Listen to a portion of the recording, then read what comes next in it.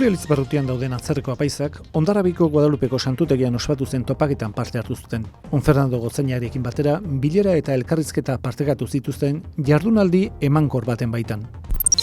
Joan den asteburuan, Elizbarrutiko misiolari heziketarako ikastaroaren bigarren saioa ospatu zen. Misiolari kontzientzia eta bokazioa landu nahi dituen ekimena hain zuzen ere. Atzerriko misioak institutuko kidea eta bilbide pastorala eta misiolari oparoa duen Serafin Suarez Hidalgok zuzendu zuen saioa.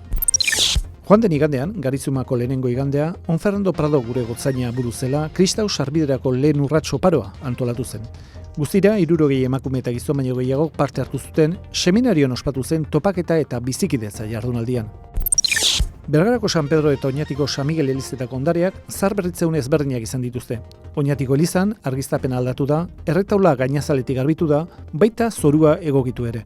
Piezaz desmontatu diren Bergarako elizako erretaulako zaharberritze lanak berriz, berandu baino lehen hasiko dira.